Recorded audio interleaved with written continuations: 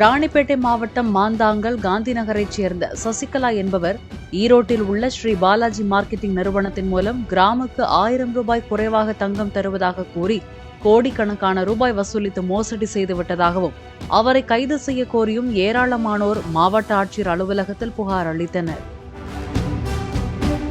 என் கூட வந்து வசந்தின்றவங்க வேலை செஞ்சிருந்தாங்க.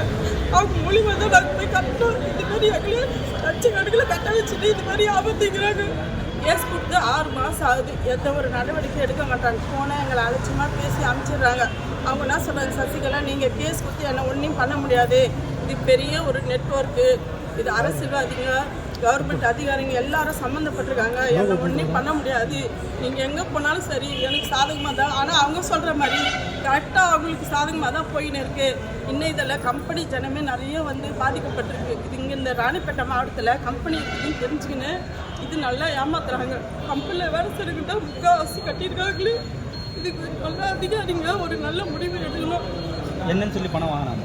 கோல்டு காயின் தரேன் 4500 ரூபாய் கட்டினா, கடையில் போனால் 5500 ரூபாய், இவங்களாண்ட வந்தால் 1000 ரூபாய் கம்மி. கடையில் வந்து எல்லாருடைய கூலி கரண்ட் பில்லு வாடகை இதெல்லாம் போக அவங்க 5500 ரூபாய் வாங்குறாங்க. நாங்கள் வந்து தனியாக ஒரு சேட்டை வச்சு பண்ணுறோம், சேட்டு மூலயமா நாங்கள் இதை பண்ணுறோம் காயின். ஆனால் வந்து அதிகாரிங்க அவங்கள கூப்பிட்டு விசாரிக்க மாட்டாங்க. எங்கே உங்களுக்கு கோல்டு காயின் வருது, எங்கே தங்கம் வருது, நீங்கள் எப்படி இதை ரெடி பண்ணி எப்படி விற்கிறீங்க, அந்த எதுவும் அவங்கள கூப்பிட்டு விசாரிக்கவே மாட்டாங்க. எங்களை ஒரே ஒரு டைமு குண்டா சார்லஸ் வந்து கூட்டுங்க வந்து எங்களை மிரட்டினாங்க. குண்டா சார்லஸ் அவங்களுக்கு சப்போர்ட்டாக இருக்கிறாங்க. அதிகாரிங்களும் அவங்க மூலியமா தான் பேசுகிறாங்களே. நீங்கள் என்ன சொல்கிறீங்க, இவங்க உஷாரு, நீங்கள் ஏமாவளி, இப்படி தான் அதிகாரிங்க தீர்ப்பு சொல்கிறாங்களே. இதுக்கு ஒரு நல்ல நடவடிக்கை அதிகாரிங்க தான் எடுக்கணும், கலெக்டரமாக தான் எடுக்கணும். எவ்வளோ பணம் கட்டிருக்கீங்க? 25,29,000 ரூபாய் கட்டியிருக்கோம். ஆனால் 12 பேர் எங்கள் கம்பெனியில் கூட வேலை செய்கிறவங்க மூலியமாக தான் இதை கட்டியிருக்கோம். எங்கள் சொந்தக்காரங்க கட்டியிருக்காங்க.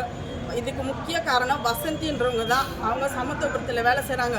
அவங்கக்கிட்ட இன்னும் 100 கணக்கானவங்க கட்டியிருக்காங்க. அவங்க வந்து சாட்சி வந்து சொல்கிறதுக்கு வந்ததுக்கு என்ன சொல்லிட்டாங்க, அதிகாரிகிட்ட நான் வாங்கி கொடுத்துட்டேன், இவங்களுக்கு எனக்கு சம்மந்தம் கிடையாது, இவங்க யாருன்னே தெரியாதுன்னு சொல்கிறாங்க. ஆனால் எங்ககிட்ட நிறைய ப்ரூஃப் வச்சுருக்கோம், அவங்க யாருன்னு எங்களுக்கு தெரியும். நாங்கள் ஜிபியில் பணம் அனுப்பிச்சிது, இது மாதிரி இந்த புக்கு காமிச்சு எங்களை ஈரோட்டில் தான் நாங்கள் கட்டுறோம் அப்படின்னு எங்களை கட்ட வச்சாங்க.